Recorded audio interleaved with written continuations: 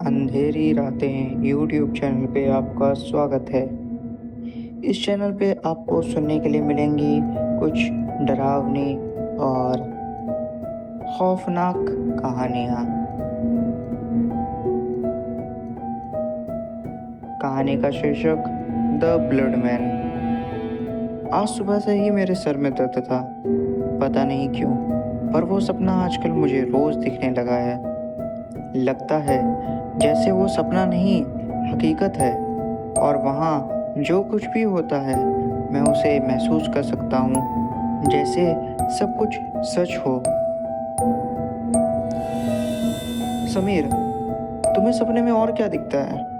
क्या कोई ऐसी जगह दिखती है जहाँ तुम पहले जा चुके हो, या कोई ऐसी चीज़ जो तुम्हारे लाइफ से रिलेटेड हो? डॉक्टर ने पूछा। जी नहीं डॉक्टर, समीर ने जवाब दिया। इसका जवाब देते हुए डॉक्टर ने फिर से बोला, ठीक है, मैं तुम्हें कुछ दवाइयाँ दे रहा हूँ, इसे खाते रहना। हेलो, मैं समीर। वैसे क्या आपको सपने आते हैं? आते ही होंगे, मुझे भी आते हैं, पर हर रोज़ एक ही सपना आता है। सपने में मैं अपने आप को एक जंगल के बीच में खड़ा हुआ पाता हूँ।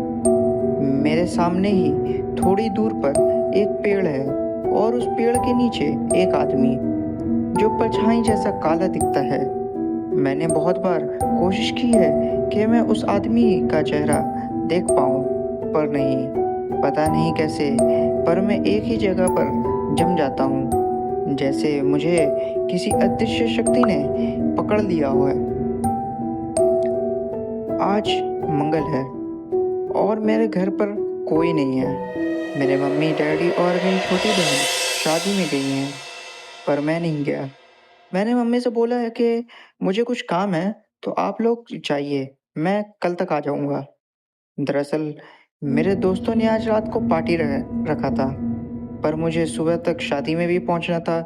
इसलिए मैंने सोचा कि पहले पार्टी में, फिर उधर से ही शादी में चला जाऊंगा। रात हो गई थी और मैं जा रहा था पार्टी में। मैं जब पार्टी में पहुंचा तो मेरे दोस्तों ने मुझे देखकर बहुत खुश हुए। हमने मिलकर बहुत सारी मस्ती की, पर मैंने देखा 12 बज चुके हैं और मुझे शादी में जाना था।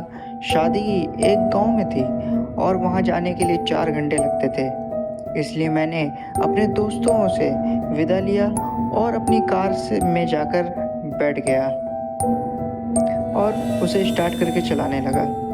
अभी रात का 1 बज रहा था और अब मेरी गाड़ी जंगल वाले रास्ते पर थी। पूरा हाईवे सुनसान था। मुश्किल से कभी एक या दो गाड़ियां दिख रही थी। रात का अंधेरा घना होता जा रहा था, बस कार की हेडलाइट का ही सहारा था। मैं आराम से कार ड्राइव कर ही रहा था कि तभी अचानक से मेरी कार रुक गई। मैंने कार से उतरकर कार के बोनट को चेक किया, पर मुझे सब चीज़ ठीक ही लगा। तभी मुझे लगा कि सामने पेड़ों के बीच से मुझे कोई देख रहा है, पर जब मैंने उस तरफ देखा तब वहाँ कोई नहीं था। फिर मैं कार में वापस आकर बैठ गया, पर इस बार कार का माहौल कुछ अलग था। मुझे ठंड लग रही थी, एसी भी बंद था और ये गर्मी का मौसम भी था। मैंने एक बार फिर कार स्टार्ट करने की कोशिश की और इस बार कार स्टार्ट हो गई। मैंने कार फुल स्पीड में चला दी। अब मैं जितने जल्दी हो सके उतने ही जल्दी गांव पहुंचना चाहता था, क्योंकि मुझे डर लग रहा था कि कहीं ये कार फिर से ना रुक जाए। कार में ठंड तो था ही, अब बदबू भी उड़ने लगी थी। ये सड़े हुए मांस जैसी बदबू थी। धीरे धीरे ये बदबू बढ़ती जा रही थी। मैंने कार की वॉशिंग भी फिलहाल ही कराया था, तो बदबू का कोई चांस ही नहीं था, पर बदबू बढ़ ही रही थी कार में। तभी मेरी नज़र कार के फ्रंट मिरर पर पड़ी और मैंने मिरर में जो देखा उसे देखकर मेरे रोंगटे खड़े हो गए। मैं डर के मारे पसीना पसीना होने लगा। फ्रंट मिरर में मैंने देखा एक सड़ा हुआ आदमी, जिसका एक आंख नहीं था। उसके शरीर के सारे अंग सड़ रहे थे। उसके मुंह से खून निकल रहा था। उस आदमी को देखते ही मैं डर गया और मेरी कार का बैलेंस बिगड़ गया।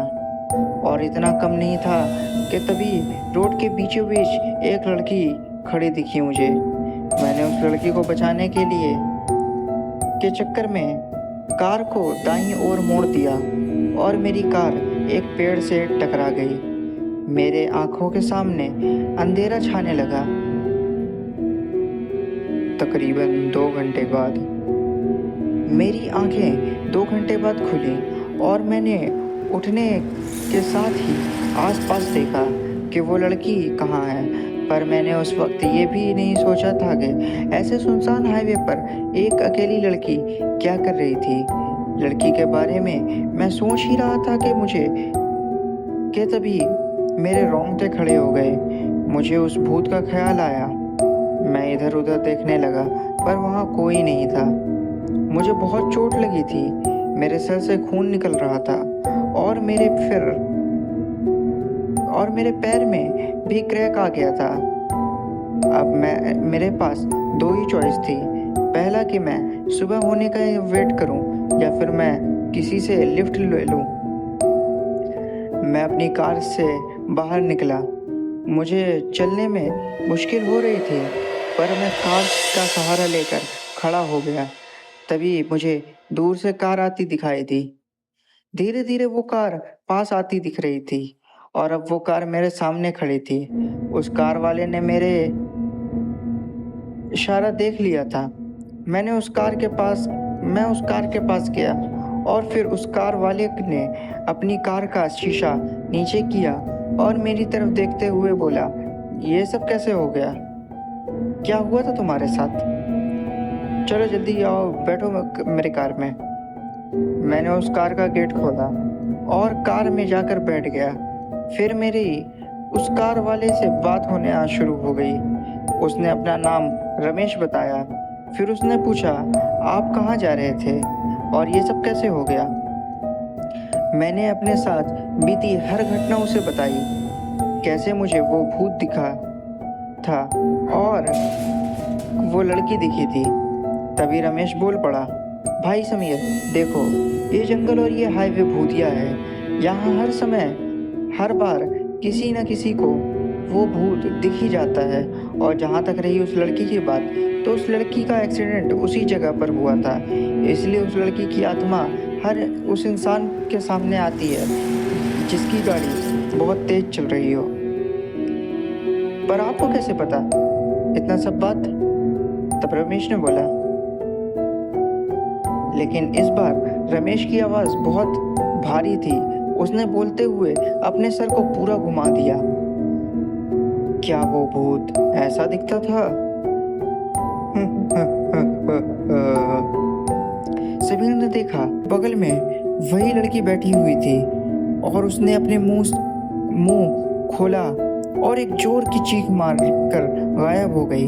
फिर उसने देखा कि वो भूत एकदम पास आकर बोल रहा था, अब कहाँ बचकर जाएगा। वो जितनी बार अपना मुंह खोल रहा था उसके मुंह से खून निकल रहा था समीर के चेहरे पर गिर रहा था। समीर ने कार को खोलना चाहा पर कार खुल नहीं रहा था।